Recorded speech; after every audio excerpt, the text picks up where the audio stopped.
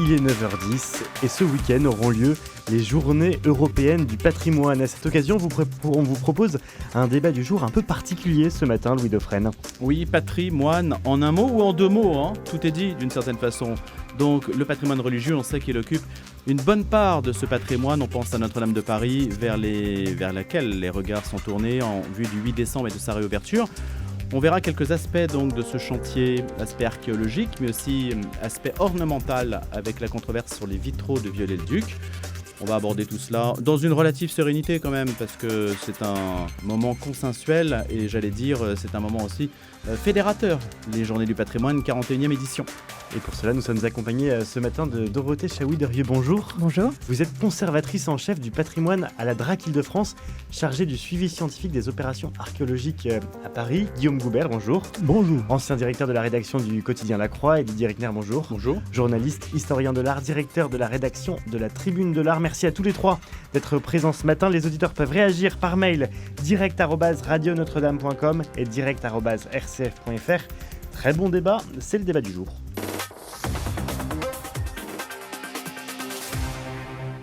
C'est vrai que le catholicisme taille un petit peu trop petit dans des habits un peu grands, les costumes de pierre dans lesquels il flotte aujourd'hui. C'est vrai que les cathédrales ne sont pas forcément fréquentées tant que cela, comme les autres églises d'ordinaire, mais les Journées du patrimoine vont offrir l'occasion aux non-pratiquants de pratiquer, ne serait-ce qu'avec leurs pieds pour aller visiter ces édifices. C'est ce que nous disait un invité tout à l'heure. C'est un petit peu comme Noël ou Pâques, les Journées du patrimoine, on y va une fois dans l'année comme ça pour découvrir. Pourquoi pas donc les églises? Alors on ne peut pas pousser encore la porte de Notre-Dame de Paris, justement, il y a les yeux de nos invités qui vont peut-être nous faire découvrir des choses que l'on ne connaît pas, mystérieuses. Joachim du Bellay, on en parlait tout à l'heure. On va parler aussi de la question des vitraux. Et pourquoi pas commencer par l'aspect archéologique avec vous, précisément Dorothée Chaoui-Derieux. Où est-ce qu'on en est là? Le chantier touche à sa fin. Le chantier touche à sa fin, effectivement. Pas facile à dire, Ce n'est pas évident. Merci pour ce petit piège du matin. En revanche, les fouilles archéologiques ne sont pas terminées. À l'intérieur même de la cathédrale, effectivement, les interventions archéologiques qui sont menées par l'INRAP sont achevées, mais il reste encore quelques petites opérations, notamment sur le parvis, juste au pied de la façade de Notre-Dame, dans le cadre du réaménagement du parvis. Donc encore quelques petites interventions assez ponctuelles qui devraient s'achever fin octobre, tout début novembre. On pense découvrir quelque chose sous le parvis? Le parvis est un gisement archéologique de première importance. On connaît notamment la crypte archéologique de Notre-Dame, qui conserve énormément de vestiges qui avaient été découverts lors des travaux de la réalisation du parking dans les années 60. On sait qu'à cet endroit, il y a une occupation antique encore en place. On a des chances ou des risques, selon le point de vue dont on parle, de tomber sur des vestiges d'un édifice antérieur à la cathédrale gothique, un édifice qui est daté de l'époque carolingienne, d'après les dernières analyses, qui s'étendait à moitié sous la cathédrale actuelle et sous le parvis. Donc oui, on a de fortes présomptions de continuer à découvrir des vestiges. Et à votre niveau, Dorothée Chaoui-Derieux, on aime encore être les pieds dans la glaise, avoir un contact avec la pierre, tout ça, c'est quelque chose qui a justifié votre engagement dans ce métier? Oui, le contact avec la matérialité du patrimoine, vraiment avec la matérialité de l'histoire, je pense que c'est vraiment ça qui anime tout archéologue, le fait de mettre les mains, effectivement, les mains, les yeux, et d'avoir à portée de main tout ce patrimoine. Effectivement, c'est une chance. Il faut tout inventorier. Il faut tout documenter avant même de fouiller. Il faut tout prendre en photo, faire des relevés, prélever, documenter, inventorier, et puis ensuite mener les études. Il y a la phase terrain, et puis il y a ensuite la phase étude qui permet justement de faire une synthèse de tout ce qui a été mis en évidence lors des fouilles. On a parlé ce matin de ce qu'il y avait dans la cathédrale, et notamment cette fameuse tombe de Joachim du Bellay. Est-ce que, à l'extérieur, ce que vous êtes en train de creuser en ce moment, vous avez fait des découvertes notables? À l'extérieur, alors les profondeurs auxquelles on fouille pour l'instant concernent essentiellement ce qu'on appelle des niveaux superficiels, donc des niveaux assez hauts. Au pied des 3 portails, on a pu mettre en évidence notamment le radier de fondation de la cathédrale, donc vraiment le support maçonné qui a servi donc à la fondation de la cathédrale. On a également beaucoup d'aménagements du 19e siècle liés aux travaux de Viollet-le-Duc. Il faut qu'on descende à des profondeurs un petit peu plus conséquentes. Parce que je crois qu'on peut lire dans Notre-Dame de Paris qu'auparavant, il y avait des marches pour monter, que la cathédrale était un peu en surplomb. Oui, effectivement, la cathédrale était en surplomb. Et puis il faut aussi avoir en tête qu'il y a eu énormément de travaux, de rénovation, de restauration au cours des siècles qui ont beaucoup modifié le niveau de sol. Donc sur le parvis même, on peut avoir des niveaux antiques conservés à 30-40 cm de profondeur, comme on a aussi des niveaux 19e à cette même altimétrie. Donc tout dépend des secteurs qui ont été travaillés durant les siècles précédents. Didier Reckner, pour vous, dans ce que vous faites à la Tribune de l'Art, la question archéologique, ces questions-là, ça touche directement au sens du patrimoine ? Tout à fait. Alors, la Tribune de l'Art ne s'occupe pas de l'Antiquité, mais elle s'occupe. On travaille sur. Enfin, on parle de l'art médiéval. Donc là, on est effectivement en plein dans l'art médiéval, même s'il y a certainement des occupations plus anciennes. Même le carolingien, ça rentre encore dans notre champ. Donc, les découvertes archéologiques de Notre-Dame, pour nous, sont essentielles. On a l'impression, alors c'est peut-être un peu provocateur de dire ça, mais que les époques se sont un petit peu massacrées les unes sur les autres. Si on prend Haussmann, certains disent Haussmann, ça a été une catastrophe finalement pour l'île de la Cité. C'est votre avis ou pas, Didier Reckner ? Ah oui, Haussmann a été effectivement une catastrophe pour l'île de la Cité. Ce qu'on me dit souvent, c'est que de tout temps, on a détruit, reconstruit, etc.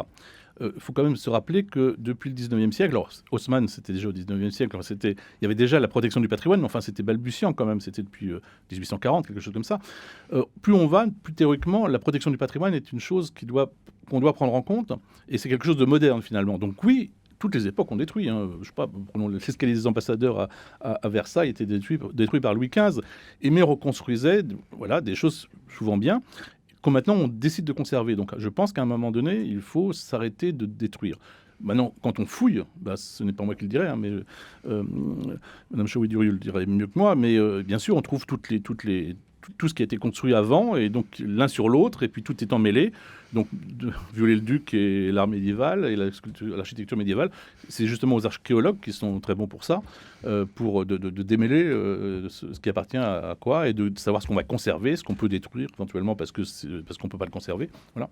Et le regard du journaliste culture Guillaume Goubert, pourquoi conserve-t-on en fait ? Ça correspond à quoi, Guillaume Goubert ? Parce que les époques antérieures ne s'embarrassaient pas tant que ça quand même, avant le 19e romantique. Si, un peu quand même, sinon on n'aurait plus rien. Mais je pense que c'est le fait de pouvoir s'inscrire dans une histoire longue, de savoir d'où on vient, ce qu'ont pensé, ce qu'ont vécu, ceux qui nous ont précédés. Je pense que de ce point de vue-là, préserver ce patrimoine est important. La question, pour moi, c'est aussi de renouveler ce patrimoine, de l'enrichir, d'y inclure des choses nouvelles qui seront pour les générations futures. Mais alors, si on conserve, n'est-ce pas alors je pose la question à tout le monde, n'est-ce pas parce qu'on a la conviction qu'on aura du mal à faire plus beau que ce qui est ? Sinon, on peut raser. On pourrait raser Notre-Dame de Paris si on avait la certitude qu'on pourrait faire mieux, non ? Non. Après tout, allez. Non. Dorothée Chouy-Durieux. Non, je pense qu'on conserve pour... Je ne sais pas comment vous dire ça, mais pour mieux transmettre. Moi, je suis dans cette lignée vraiment de ce que disait M. Goubert. On s'inscrit dans l'histoire longue. Il faut être en capacité de connaître ce qu'on fait, ceux qui nous ont précédés, pour ensuite pouvoir le transmettre aux générations futures. Ça ne veut pas dire que ce qu'on fait aujourd'hui est moins bien que ce qu'ont fait les générations précédentes, mais je pense qu'il faut avoir cette humilité, cette modestie par rapport à ce qu'ont fait nos prédécesseurs, et en même temps savoir reconnaître les prouesses techniques qui ont pu être mises en œuvre, notamment pour la construction de la cathédrale de Notre-Dame. Mais ce que je voulais dire, c'est qu'on s'impose en fait des servitudes testamentaires, alors que les générations d'avant ne se posaient pas tellement cette question-là. Eh bien, ils nous ont légué aucun testament. Ils avaient tort, et quand on parle... Mais non, mais soyons clairs, on n'arrête pas de dire que, par exemple, les protecteurs du patrimoine sont des rétrogrades. Ben, moi, je trouve que les rétrogrades sont ceux qui disent regardez, au XVIIe, au XVIIIe, au XVIe, on détruisait. C'est ça qui est rétrograde. Rien n'empêche de construire aujourd'hui, rien n'empêche de créer aujourd'hui sans détruire ce qui existait avant. C'est tout à fait possible, et c'est ça qu'il faut faire. Donc ce n'est pas l'art actuel contre l'art ancien, c'est simplement que chacun sache où est sa place, et qu'on conserve l'art ancien parce que c'est beau, parce que c'est notre histoire, parce qu'on doit le transmettre comme on nous l'a transmis, et qui sommes-nous pour dire on va détruire quelque chose de beau qui nous a été légué par nos aïeux ? Je ne comprends pas. On peut très bien faire du nouveau sans détruire. Après l'incendie du 15 avril 2019, il y a eu toute une controverse sur la flèche de Notre-Dame. Est-ce qu'il fallait la reconstruire à l'identique ? Donc cette expression « à l'identique », elle a été idolâtrée, elle a cristallisé beaucoup de choses. Qu'est-ce que vous en pensez chacun de cette notion d'identique ? Guillaume Goubert. Si Viollet-le-Duc avait respecté l'identique, il n'y aurait pas de flèche, il faut quand même le dire. Puisque à l'époque où il a pris le chantier, il n'y avait plus de flèche à Notre-Dame. Donc en son temps, si on avait appliqué les règles d'aujourd'hui, il ne lui aurait été pas permis de construire cette flèche. Bon, moi cette flèche, je l'aime, donc je suis très heureux qu'elle soit reconstruite. Je me pose des questions sur le plomb, mais ça c'est une question de santé et d'environnement. Fallait-il le refaire exactement à l'identique, y compris pour les matériaux ? Je me pose la question, mais voilà, je ne suis pas un spécialiste de ces sujets-là. Donc voilà, moi ce que je trouve qu'il y aurait... Alors, il y a eu beaucoup de propositions d'architectes dans les jours qui ont suivi l'incendie. Certaines très fantaisistes. Beaucoup très fantaisistes. Je veux dire, personnellement, je n'ai pas vu un projet dont je me suis dit, tiens, ça vaudrait le coup de creuser un peu, quoi. Donc, alors qu'il y en a eu des dizaines, voire des centaines, je ne sais plus, mais en tout cas, il y en a eu beaucoup, y compris de grands noms. Donc, moi, je suis très heureux que cette flèche soit reconstruite à l'identique. Mais la forêt aussi, avec le bois taillé à Oui, la hache, etc. Non, mais tout à fait. Tout à fait. En plus, il y a eu des expériences dans d'autres lieux, comme à Reims, où on a vu qu'une charpente en béton, c'était pas forcément, si je me trompe pas, c'était pas forcément l'idéal. Donc, il valait mieux reconstruire comme ça avait été construit à l'origine, etc. Bon, voilà. Donc, non, en fait, le fait de reconstituer ce qu'était Notre-Dame avant l'incendie, moi, ne me pose aucun problème. Ce que je trouve juste, c'est qu'il faut trouver un moyen de signifier dans l'édifice cet événement incroyable que nous avons vécu avec l'incendie. Et à ce stade, je ne vois pas très bien où va se situer cette signification. Suivez mon regard, tout au fond. Où va être signifié ce qui s'est passé le jour de l'incendie. Les vitraux, Guillaume, non? Oui, il y a les vitraux. Alors, on va en débattre. Donc, on peut en débattre tout de suite, si vous voulez. Mais déjà, sur le fait de signifier... Alors, je pose... Donc, prenons les choses dans l'ordre. Sur le côté à l'identique, et puis après, est-ce qu'il doit y avoir une signification du 15 avril 2019? Didier Rickner. Alors, à l'identique, oui, parce que la cathédrale Notre-Dame, contrairement à ce que disait le président de la République lorsqu'il est intervenu le lendemain de l'incendie, a dit « nous allons reconstruire Notre-Dame ». Il n'était pas question de la reconstruire parce c'était très paradoxal, elle était juste derrière lui, on la voyait. Il était question de la restaurer. La restauration, il y a des règles qui, pour certaines, n'ont pas force de loi, mais s'imposent quand même à nous qui avons signé la Charte de Venise, par exemple. Voilà. Il y a la protection des patrimoines, il y a l'inscription au patrimoine mondial, enfin, il y a un certain nombre de choses qui font que on devait restaurer la cathédrale comme elle était avant, au moins à l'extérieur, sur la flèche, parce qu'en plus, on savait parfaitement le faire. D'ailleurs, franchement, je pense que quelqu'un d'il y a 10 ans, 5 ans ou 6 ans avant l'incendie viendrait aujourd'hui, il ne verra pas que c'est une nouvelle flèche. Ce serait très compliqué. Elle est très très bien faite, cette flèche. Ça, il faut le reconnaître. Il y a beaucoup de choses qui sont très bien dans cette restauration. Donc, la charpente, alors j'avais pas beaucoup d'opinions sur la charpente, parce que la charpente, d'abord, on ne la voit quand même pas, et surtout, elle est refaite, mais elle est parfaite comme elle était avant. De toute façon, il va y avoir des coups de feu, le bois n'a pas la même teinte. La charpente est perdue définitivement. Autant la flèche, on peut considérer qu'elle existe encore, autant la charpente, elle est vraiment perdue, donc on aurait pu éventuellement faire quelque chose d'autre. On a choisi le bois, moi ça ne me gêne absolument pas. J'ai un peu écrit sur le plomb, je pense que le plomb, c'est évidemment un problème de santé. Je pense qu'on a quand même fait beaucoup. On pouvait faire autrement que de mettre du plomb? Oui. On aurait pu mettre du zinc, c'est quand même pas la même couleur, c'est pas la même chose, etc. Et le plomb, il y en avait partout quand même, le plomb, rappelons-nous. Moi, quand j'étais jeune, il y avait du plomb dans l'essence, il y avait du plomb dans la peinture, il y avait du plomb absolument partout. Et il y en a sur les toits de Paris, sur les balcons, etc. Bon, bien sûr, il y a du saturnisme, mais regardons ce qu'a causé le saturnisme, qu'a causé le plomb qui était évacué dans l'incendie. Je n'ai pas connaissance qu'il y ait eu beaucoup de cas de saturnisme. Donc, il faut être raisonnable. Mais ça ne me choque pas qu'on refasse du plomb alors qu'il y a du plomb de toute façon sur tous les monuments de France. Dorothée Chaoui-Durieux. Comme le disait M. Rickner, effectivement, il y a déjà un cadre réglementaire qui veut qu'on restaure dans le dernier état connu avant le sinistre. Donc, je pense que rien qu'en partant de ça, effectivement, la restauration et non pas la reconstruction à l'identique s'imposait d'elle-même. Après, encore une fois, certes, c'est un sinistre qui a causé beaucoup de dégâts, la charpente, la toiture, la flèche. Les voûtes, je vois mal comment on pouvait les restaurer autrement qu'à l'identique. Pour des raisons structurelles, d'après ce que j'ai pu comprendre de mes discussions avec les architectes, la charpente en bois, la toiture en plomb s'imposaient d'elle-même. Donc personnellement, ça ne me choque pas. La flèche, on a toute la documentation du 19e, très précise, tous les attachements de Viollet-le-Duc. On savait on avait le modèle sous les yeux. Donc c'était finalement assez facile, le mode d'emploi assez facile à reconstruire dans le délai imposé par la présidence de la République. Parce que n'oublions pas quand même que ce délai a été dicté au plus haut niveau de l'État, un délai extrêmement court. Et je pense qu'on n'avait pas forcément le temps non plus de se poser des questions. Et que si on avait voulu faire un geste architectural beaucoup plus conséquent qu'éventuellement des vitraux, si finalement c'est ça qui est décidé, on ne serait pas resté dans ce calendrier des 5 ans. Les auditeurs peuvent réagir par mail direct@radionotre-dame.com ou direct@rcf.fr. Chantal nous dit qu'elle est favorable à marquer la blessure que la cathédrale a subie. Ne pas oublier qu'elle a traversé des épreuves et que les personnes de bonne volonté étaient à ses pieds pour cette reconstruction. Faut-il marquer cette reconstruction et ce soir du 15 avril 2019? Eh bien oui, c'est toute la question. Didier Rickner. Alors que je pense qu'on est un petit peu là dans le... C'est un peu enfantin, j'allais dire, ce genre de choses quand même. Parce qu'on sait, tout le monde sait, que la cathédrale a brûlé, tout le monde le sait. Le marquer pour que les gens le voient, mais on le sait. Bon, maintenant, si on veut absolument faire quelque chose, moi je ne suis pas opposé du tout à un geste, on parlera des vitraux, mais non, mais un geste qui ne vienne pas remplacer quelque chose qui existe, qui ne vienne pas s'imposer dans Notre-Dame. On peut faire des choses, bien sûr, pourquoi pas, si on veut absolument faire cette espèce de fétichisme absurde. Mais vous avez Pour moi, proposé complètement quelque absurde. chose, vous, Didier Reckner? Oui, j'ai proposé quelque chose. C'est pas moi qui l'ai proposé, qui a eu l'idée. C'est un de mes lecteurs. Je lui rends hommage. Quand on a parlé pour la première fois de faire des vitraux et que je m'y suis opposé, un de mes lecteurs a dit mais il y a des endroits dans la Notre-Dame, en fait dans la tour nord et la tour sud d'ailleurs aussi, il faut ajouter, où il y a des baies qui n'ont pas de vitraux. C'est du verre blanc. Bon.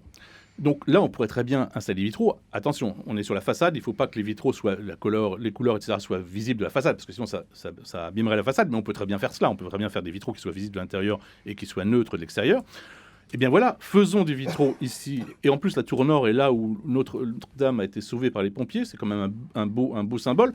Mais c'est pas ce qu'ils veulent, parce qu'ils veulent que ça se voit, parce que c'était pas pour marquer l'incendie, parce que c'est pour marquer le quinquennat de M. Macron, M. le Président de la République. Or, le quinquennat, il a été marqué par l'incendie. C'est pas quelque chose dont on a envie de se vanter. Bon, parce que rappelons quand même que l'État français a une grande responsabilité, non pas évidemment l'incendie est accidentel, mais enfin, on a vu pour lutter contre l'incendie, il y avait beaucoup de choses qui ne fonctionnaient pas. Donc voilà, donc ça c'est l'État français qui est responsable, et donc M. Macron est l'héritier.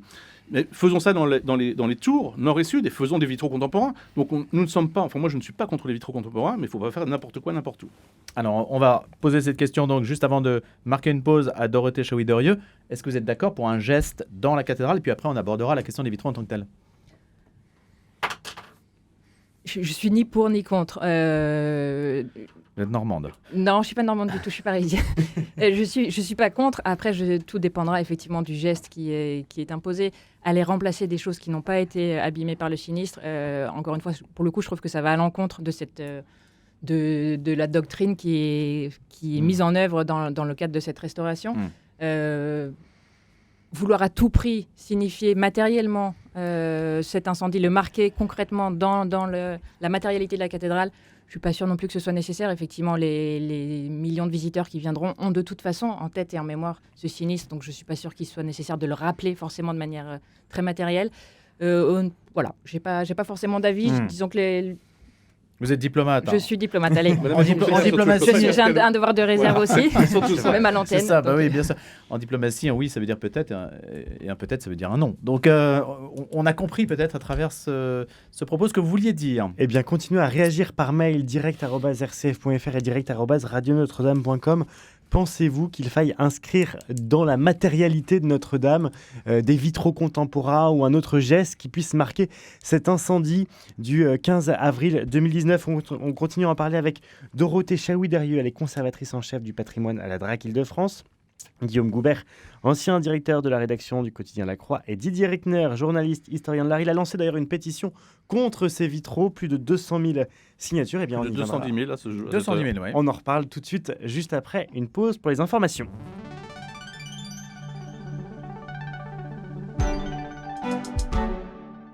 Pour apprendre et mieux se comprendre, rien de tel que le dialogue.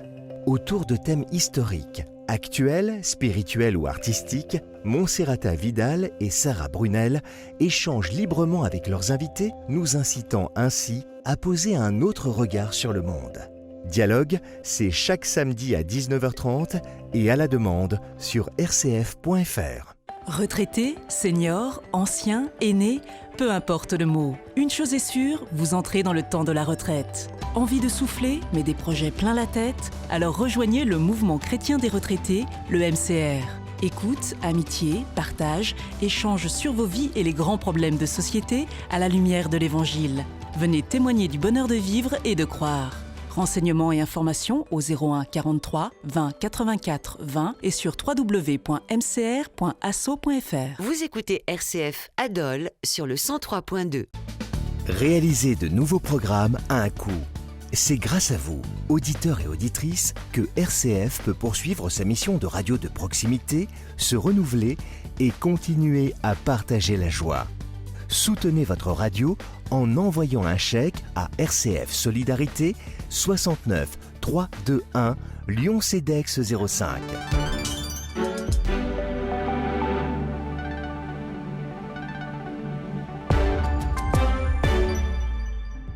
9h30, le retour de l'information, c'est avec Suzanne Marion. Michel Barnier assure que la France aura un gouvernement avant dimanche. Il a présenté à Emmanuel Macron une liste de 38 noms, dont 16 ministres de plein exercice. Parmi eux, 7 macronistes, 3 représentants des Républicains et une seule personnalité d'hiver gauche.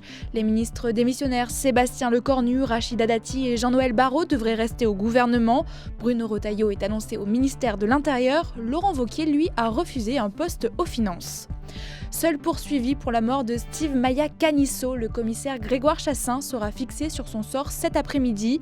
En 2019, le jeune homme est mort noyé dans la Loire, à Nantes, après une intervention de police durant la fête de la musique. Le procureur a requis la condamnation du commissaire, car selon lui, c'est lui qui a conduit une action collective qui a abouti in fine au décès de Steve, mais il s'est contenté de demander une peine de principe.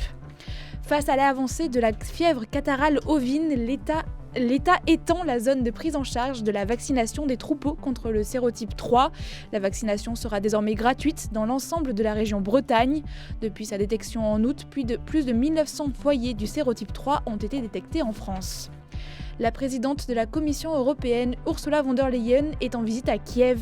C'est sa 8e visite dans la capitale ukrainienne. Elle va y évoquer le soutien de l'Europe à l'approche de l'hiver, une saison redoutée alors que la Russie bombarde les infrastructures énergétiques.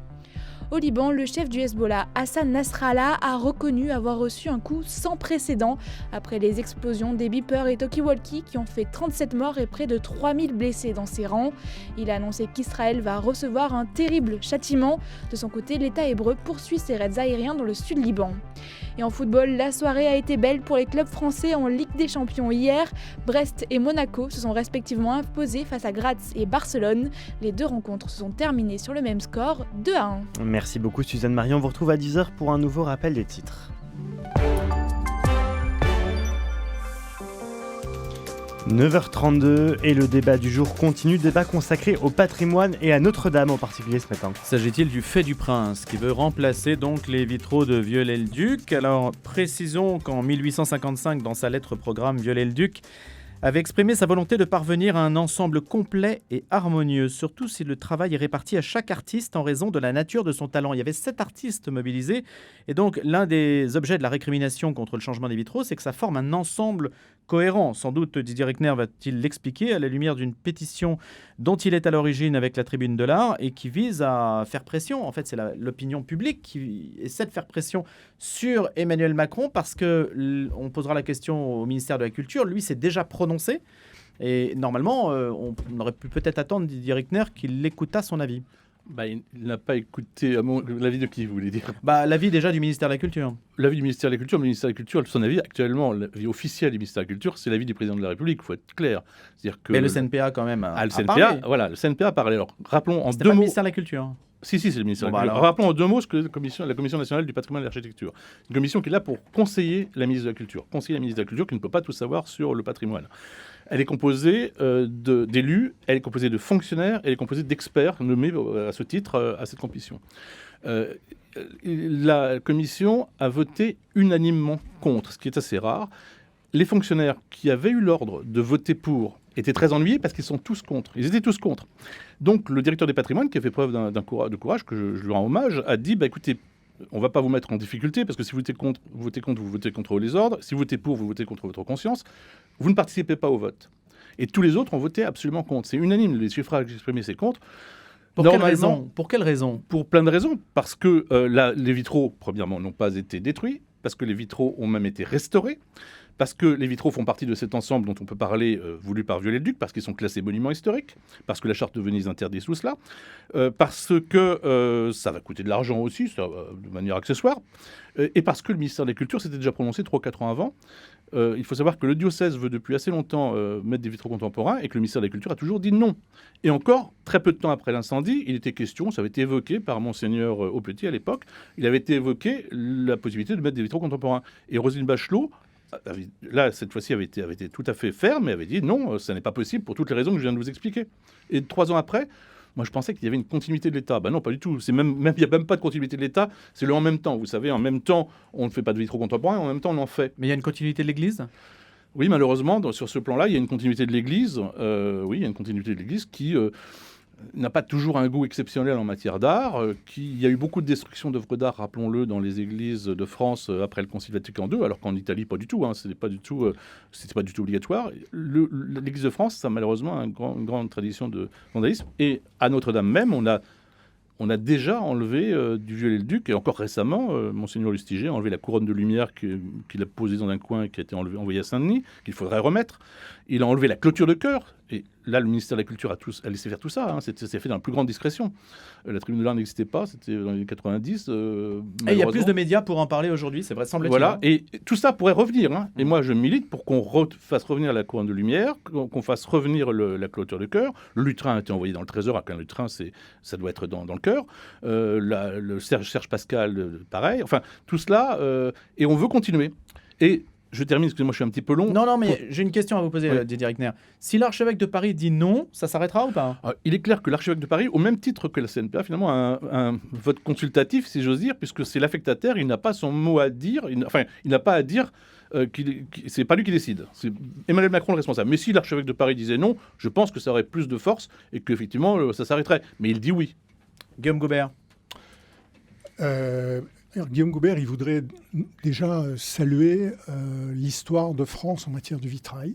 C'est-à-dire qu'il y a une très très longue histoire du vitrail en France, y compris du vitrail contemporain. Et il y a encore aujourd'hui en France... Chagall à Reims, par exemple. Chagall à Reims, à Metz. On peut citer beaucoup d'exemples de choses véritablement très belles qui ont été faites pour prolonger cet art du vitrail. Et je recommande à tout le monde d'aller visiter la cité du vitrail à Troyes, qui est tout à fait passionnante. Voilà, donc cette histoire se prolonge. Une bonne idée pour les journées du patrimoine, j'insiste, vous avez raison de le rappeler, parce qu'on l'a dit cette semaine, la cité du vitrail avec Gilles Brochard, on en a parlé, c'est quelque chose de tout à fait remarquable, un joyau. Tout à fait, et donc, et toute la ville de Troyes d'ailleurs dans ce domaine. Donc, prolonger cette histoire de la création de vitrail en France me paraît une noble ambition. Voilà.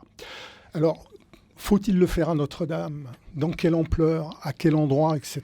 Le débat est ouvert. Par ailleurs, quand on fait du vitrail contemporain, il ne faut pas se louper. C'est-à-dire que le choix de l'artiste qui sera désigné pour réaliser un ou plusieurs vitraux à Notre-Dame, si le projet va jusqu'au bout, aura beaucoup d'importance. Il faudra avoir la liberté de dire que ce projet n'est pas recevable, pas acceptable, si on pense qu'il ne l'est pas. Voilà, pour l'instant, il y a un certain nombre d'artistes qui ont été sélectionnés, certains qui m'inspirent confiance, d'autres non. Voilà. Sur la base de quoi, Guillaume ? Quand vous dites ça m'inspire confiance ou... Je vais prendre un exemple, c'est Daniel Buren. Daniel Buren, pour moi, c'est de l'art décoratif. Je sais que je vais faire hurler l'intéressé et un certain nombre d'amateurs d'art, mais voilà. Buren, pour moi, c'est plutôt de la déco que de la création artistique. Donc, je ne vois pas bien l'intérêt de faire ça à Notre-Dame. Voilà. Mais il y a d'autres artistes, comme par exemple, Claire Tabouret, par exemple, où je me dis, ce qu'elle va proposer peut être intéressant. Mais je répète, c'est une proposition. Il faudra avoir la liberté de dire, non, ça n'est pas concluant, il ne faut pas le faire. Et pourquoi ne pas le mettre au vote, avoir une forme de référendum là-dessus où les gens désignent... D'abord, généralement dans un concours, on connaît le lauréat, mais on n'a pas tellement pu consulter. Vous avez pu consulter, certaines des propositions non, sur les vitraux ? Non, pour l'instant, c'est secret, ce qui est normal. Ah oui, d'accord, mais... Non, mais il y a une opacité pour quelque chose qui va être transparent. Non, mais... Il y a un jury qui est chargé de faire un choix. Il va rendre public son choix. Je souhaite que les autres propositions soient également rendues publiques. En matière d'architecture, généralement, les autres soumissions au concours peuvent être consultées. Et ça permet de se dire, non, là, vraiment, le jury s'est complètement trompé. C'est pas ça qu'il fallait faire. Voilà. Donc, alors ensuite, avec Didier Reckner, on peut débattre de l'emplacement, du nombre, etc. Il y a un point sur lequel je voudrais juste insister, c'est que les vitraux, ça a un grand mérite, c'est que ça se dépose et ça se repose.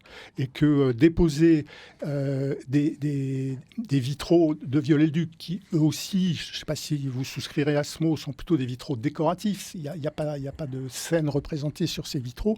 Ils ont l'air très beaux. Moi, je ne les ai pas vus en vrai, mais d'après les photographies, ils ont l'air très beaux. Je veux dire, les déposer ne veut pas dire les détruire. Moi, je suis né dans une ville où il y a eu Rouen, en Seine-Maritime, où il y a eu beaucoup de vitraux déposés avant la guerre et qui ont été réinstallés plus tard, éventuellement dans des architectures contemporaines. Voilà, c'est pas perdu. Et ça me paraît un élément important aussi dans l'appréciation de ce qui va être fait. Didier Reckner. Alors, je pense que des vitraux qui sont déposés, ça ne se dépose pas si simplement, en plus des grands vitraux comme cela. Ça coûte de l'argent. Vous ça, parlez, c'est sûr. vous parlez de Rouen. À Rouen, l'église de la Madeleine a eu des vitraux déposés avant la guerre et ils sont toujours pas déposés, ils sont toujours en caisse en train de moisir. Il y a des vitraux qui peuvent être détruits quand ils sont en caisse. Ces vitraux-là, je suis d'accord avec vous. Enfin, je suis d'accord avec vous sur l'art du vitrail. Tout ce que vous avez dit, je suis d'accord avec vous. Donc, je ne suis absolument pas contre cela, l'art contemporain. Mais ces vitraux, ils sont effectivement décoratifs. Ils ont été pensés comme un ensemble décoratif. C'est ce que j'ai dit au début. Est-ce qu'on peut changer fait. certaines pièces et pas d'autres? Ça n'a pas de sens de Alors, faire ça? le problème, et certains se prévalent de leur propre turpitude. C'est-à-dire que le ministère de la Culture, dans les années 50-60, a quand même, il faut le savoir, a blanchi les murs de ces chapelles qui étaient décorées également. C'était décoratif, c'était des motifs qui pouvaient ressembler un peu à ceux des vitraux, par Viollet-le-Duc. Et lui voulait un ensemble. Et ça a été fait. Tout le monde s'en fichait à l'époque de Viollet-le-Duc, tout le monde se fichait de cela. Il n'y a même pas eu de débat. On pourrait très bien, et c'est très simple, ce sont des poncifs, on a tous les cartons, on a tout, etc. On pourrait très bien, à la limite, au contraire, restaurer Viollet-le-Duc. Là, c'était un peu comme la flèche, on l'a refaite, on pourrait très bien refaire ces motifs purement décoratifs. Et ça permettrait de retrouver l'ensemble. Alors on dit, il n'y a plus ces peintures, certains me l'ont dit, il n'y a plus ces peintures, bon, on peut enlever les vitraux, allons-y, enlevons tout, et puis de toute façon, ça ne reviendra jamais. Pas du tout. Les vitraux, ils sont décoratifs parce que justement, ils ont un intérêt in situ. Ils ont leur intérêt dans... Parce que... C'est quoi l'intérêt in situ? Viollet-le-Duc, il a mis 10 ans pour les concevoir, ces vitraux. Il a réfléchi à ce qu'était le Moyen-Âge. Effectivement, il faisait à l'époque ce qu'on ne ferait peut-être pas aujourd'hui parce que la théorie et la conservation a changé. Mais il a fait quelque chose d'un ensemble conçu pour un éclairage particulier. Et ces vitraux, ils ont un intérêt in situ. C'est-à-dire qu'on nous dit, le président de la République a dit, on va les mettre dans le musée de l'Hôtel-Dieu, le musée de l'œuvre Notre-Dame. J'espère qu'il se fera, ça c'est une très bonne chose. Mais personne, ils seront absolument pas installés dans ce musée, c'est pas possible. Ça ferait beaucoup trop grand, ça prendrait beaucoup trop de place, aux dépens d'autres œuvres. Ils iront en caisse. Et en caisse, ils peuvent très bien être oubliés. Ils ne seront jamais remis en place. En tout cas, de notre vision, ça c'est clair. Je pense que ça, c'est... S'imaginer qu'on va faire un concours, mettre des nouveaux vitraux, et puis qu'on remettra un jour les anciens vitraux, non. Il suffit de ne pas enlever ces vitraux et de mettre de nouveaux vitraux ailleurs. La cathédrale de Meaux, je ne suis pas allé récemment, mais on m'a dit que dans les chapelles de bas-côté sud aussi, je crois, il y a du verre blanc. Pourquoi est-ce qu'on fait pas ça là? Parce que c'est moins visible, c'est pas un geste. Les auditeurs sont très nombreux à réagir par mail et ils sont partagés crainte de casser l'harmonie du lieu pour Henriette, dépenses futiles pour Christophe. Joseph, lui, est d'accord, mais à condition que les nouveaux vitraux soient figuratifs et pas de simples jeux de lumière. En tout cas, l'attente est forte contre le diocèse notamment. Je crois que c'est pas le diocèse qui a son mot à dire, c'est l'État. Il est consulté quand même. On peut donner la parole 2 secondes à Dorothée Chawit-Derieux qui ne veut pas entrer dans ce débat. On comprend. Je ne sais pas que je ne veux pas, c'est que je suis tenue par votre parole publique. J'ai un devoir de réserve et je suis archéologue, donc je ne suis pas compétente en matière de vitraux. Le diocèse est affectateur, si je dis pas de bêtises, affectateur, oui. Affectateur du site, mais la cathédrale relève du ministère de la Culture, effectivement, de l'État. Donc c'est l'État qui est décideur. C'est-à-dire que pour le résultat du concours, ça va être Emmanuel Macron qui va décider sur pièce avec quelqu'un d'autre ou pas? Il y a un contre-pouvoir ou pas? Il y a un jury. C'est pas autant qu'on sache, c'est pas Emmanuel Macron qui va faire le choix. Alors ça peut arriver, il y a eu des cas dans le passé. François Mitterrand a choisi même les projets si effectivement, un certain nombre de projets. Si effectivement l'archevêque n'a pas le rôle de décideur, ce que j'ai entendu, c'est qu'Emmanuel Macron avait dit donc il y a un jury qui va choisir et l'archevêque dira oui ou non. Donc l'archevêque pourrait très bien dire non. Il pourrait très bien dire non. Est-ce que vous avez essayé de le rencontrer, Didier Reckner? J'ai rencontré, j'étais alors dans une conférence de presse il y a au début au mois de juin, fin juin, et j'ai posé la question de savoir, parce que la CNP avait dit non, et j'ai dit alors pour les vitraux, etc. Et là, très courageusement, le diocèse a dit ah non, c'était pas Monseigneur Ulrich, c'était une personne qui parlait en son nom, a dit non, mais ça c'est l'affaire de l'État. Et c'est tout. Ils ont terminé. Bon, qu'est-ce que vous voulez? Je ne vais pas demander. Enfin, je ne pense pas qu'il me recevrait et je ne vois pas très bien ce que je lui dirais, puisque la position officielle, c'est celle-ci. D'abord, c'est celle nous voulons ces vitraux. Et puis, quand il y a un problème, ah bah non, c'est pas nous, c'est l'État. C'est pour ça que j'ai écrit un éditorial qui s'appelait c'est pas moi, c'est l'autre. Emmanuel Macron dit c'est Monseigneur Ulrich. Monseigneur Ulrich dit c'est Emmanuel Macron. Ce sont les deux. Le décideur est Emmanuel Macron. Est-ce qu'on peut imaginer allez-y, Guillaume. À un auditeur ou une auditrice, le diocèse s'est prononcé explicitement en faveur de vitraux figuratifs et non pas de vitraux abstraits. Alors justement, ma question, c'est est-ce qu'on peut imaginer des vitraux figuratifs totalement compatibles avec ceux de Viollet-le-Duc qui resteront, puisque tous les vitraux de Viollet-le-Duc ne vont pas partir? Non, il y a effectivement... On peut imaginer quelque chose comme ça ou pas? Ou c'est totalement exclu? Ça dépend du talent de l'artiste, de la proposition de l'artiste. Je veux dire, on peut imaginer des choses qui, je veux dire, dans la cathédrale de Metz, les vitraux de Chagall, ils jurent pas avec les autres verrières.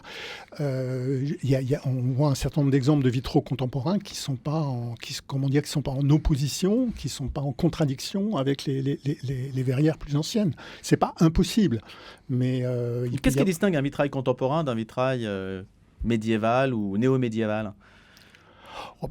Ça peut être tout et rien. Enfin, je veux dire, on voit des vitraux contemporains qui sont très proches dans leur esprit, dans leur manière de s'exprimer, des vitraux gothiques. Et puis, il y a d'autres vitraux qui sont abstraits, avec une seule couleur.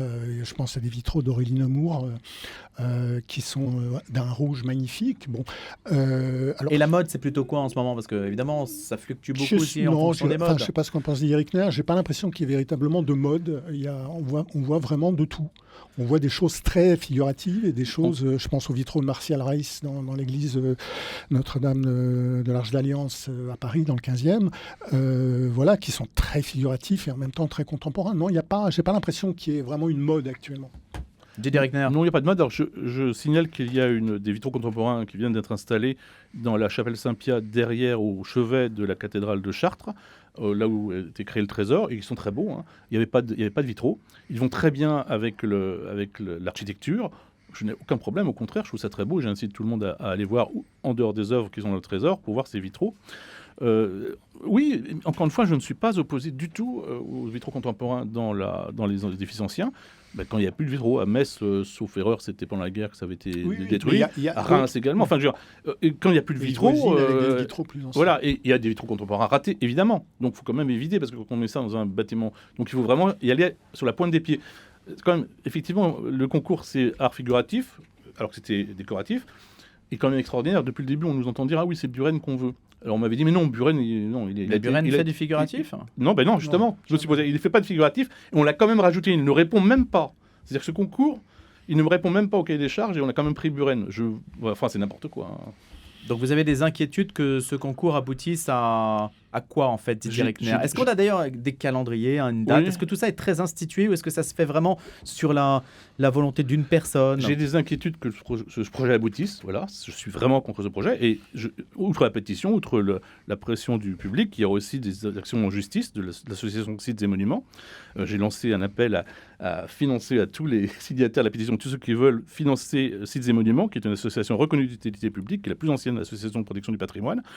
Et j'ai surtout peur de cela. Alors oui, le 8 novembre, je crois qu'en novembre, on doit nous dire qui aurait gagné.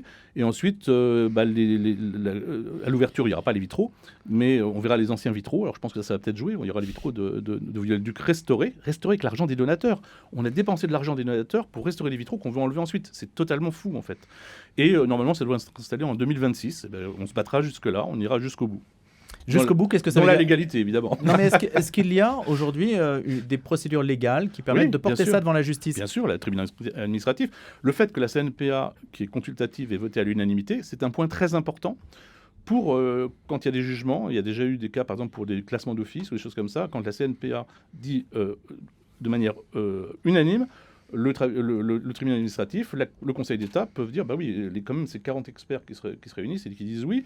Il va y avoir des rapports faits par des historiens qui vont expliquer pourquoi c'est important dans la cathédrale, pourquoi c'est protégé. Voilà. Oui, on peut gagner, on peut gagner. Emmanuel Macron a plutôt eu, à ma connaissance, des inspirations plutôt classiques quand il a fait rénover le château de Villers-Cotterêts, par exemple. On ne peut pas dire qu'il soit allé au-delà de l'identique. Si, quand même, la cour est couverte, une grande cour est couverte. C'est pas mal fait, Villers-Cotterêts. Et puis Villers-Cotterêts, ça reste très classique par rapport à ce qu'a fait François Mitterrand. Il n'est pas construit, oui. Mais ça, je pense qu'il a une certaine frustration de ça.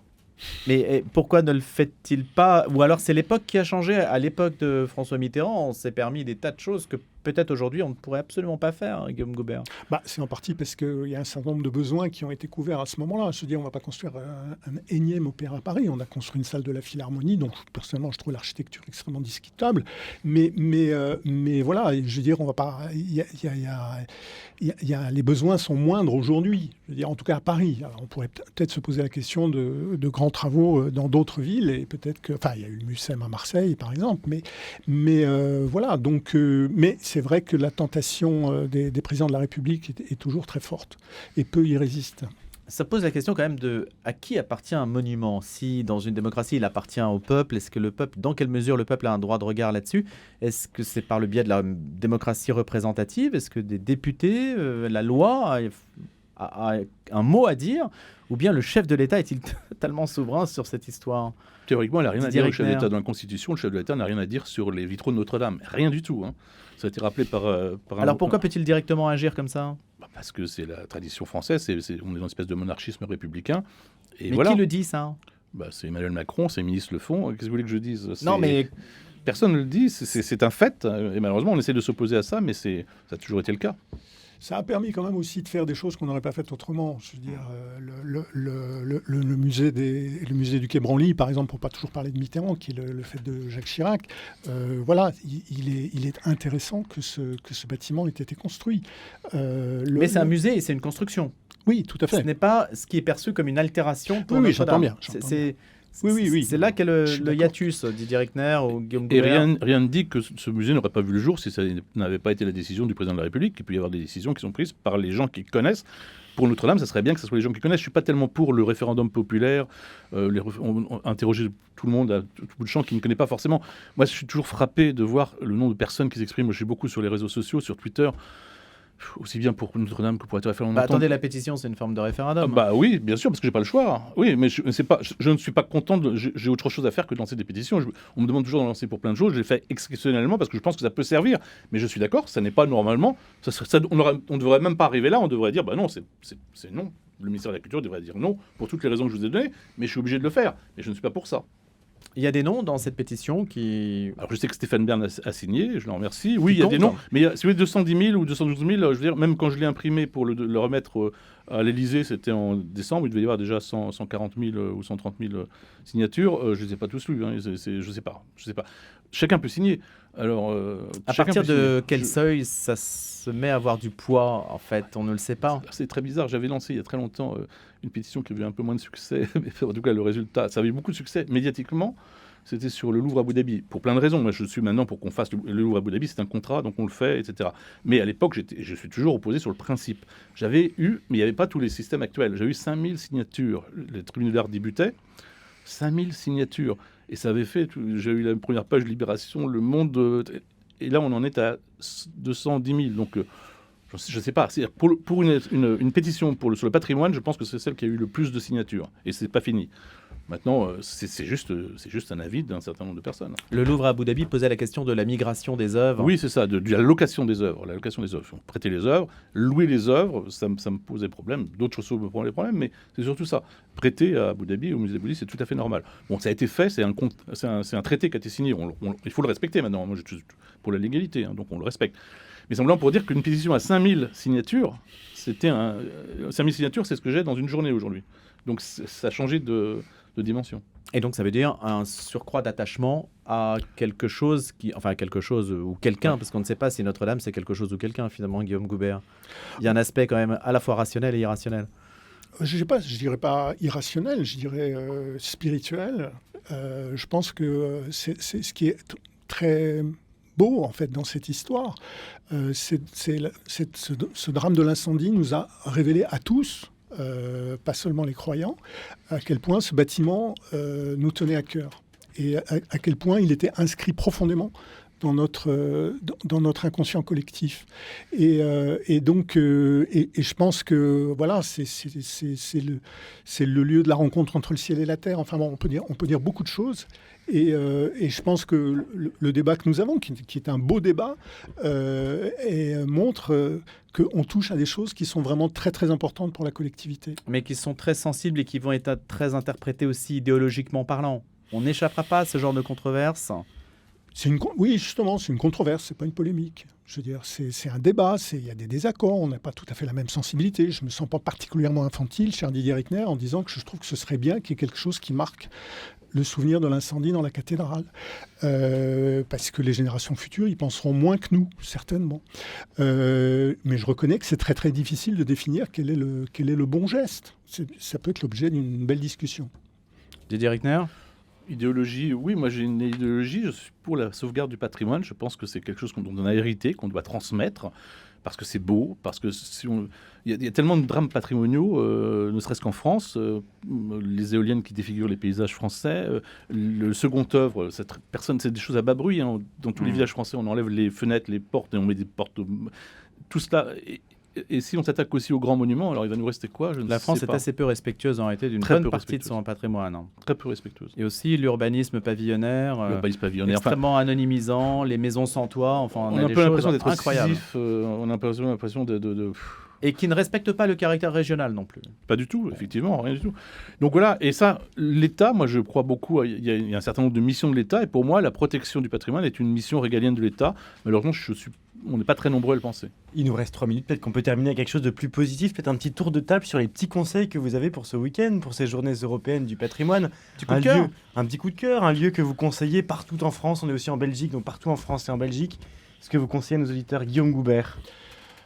Moi, je pense à un patrimoine assez contemporain. Je pense que on l'a compris dans le débat. Non, mais ce que je disais, c'est que le patrimoine, c'est aussi ce qui a été construit au XXe siècle, même à la fin du XXe siècle. Il y a des bâtiments qui sont visitables pendant les journées du patrimoine. Alors, je pense à un en particulier, mais je n'ai pas vérifié s'il était ouvert cette fois-ci. C'est la Villa Bloch à Meudon, qui est un très beau lieu des années 60, qui appartenait à un sculpteur et architecte. Sa maison est très belle, et dans le jardin, il y a des structures en briques qui sont assez fascinantes, qui évoquent un peu l'architecture de Gaudi à Barcelone. Voilà, donc, eh bien, on peut la visiter de 14h à 18h demain et après-demain. Quelle dextérité. Exactement. Didier Rickner. La Villa Bloch à Meudon. L'Institut national des jeunes aveugles, boulevard des Invalides, qui est un bâtiment classé avec une chapelle qui est... une chapelle magnifique avec des décors d'Henri Lehmann, qui est un des meilleurs élèves d'Ingres. En plus, ils sont extrêmement accueillants, ils adorent leur patrimoine. J'ai visité il n'y a pas très longtemps. Qu'ils ne voient pas pourtant. C'est exceptionnel. Je vois des personnes, effectivement, il y a des personnes qui m'ont reçu, qui m'ont dit c'est exceptionnel, c'est un très beau décor. Et je me suis aperçu qu'effectivement, peut-être qu'elles ne le voyaient pas ou qu'elles ne le voyaient plus. Et je trouve qu'il faut leur rendre un hommage. Avec les yeux du cœur. Exactement, et c'est superbe, donc je conseille ça. Et une deuxième chose, très rapidement, le jardin de l'hôpital La Rochefoucauld, l'ancien hôpital La Rochefoucauld, qui est très menacé, là je suis désolé, je reviens encore aux menaces, et qui va être ouvert samedi également pour les visiteurs, et ça il faut se battre pour que on ne construise pas dans ce jardin. L'Institut national des jeunes aveugles, il y a même des visites guidées à 10h30, 14h30 et 15h30. Avec un chien en sus. Dorothée. Je vais plaider pour ma paroisse et pour l'archéologie. Alors, sur Paris même, il n'y aura malheureusement pas de chantier ouvert à la visite ce week-end. En revanche, on peut visiter les réserves archéologiques les réserves du service archéologique de la ville de Paris, qui sont situées porte de la Chapelle, qui sont un exemple magnifique de réserve archéologique avec du mobilier de tout type qui sera présenté au public avec des médiateurs. Donc, je vous conseille fortement d'aller Donc là, voir il faut descendre un petit peu. Ce que devient le mobilier une fois sorti de terre et avant d'être exposé dans les musées. Merci beaucoup à tous les trois. C'est ouvert tout le week-end. Merci beaucoup à tous les trois, Didier Rickner, Dorothée Chaoui-Derieux et Guillaume Goubert pour le débat du jour.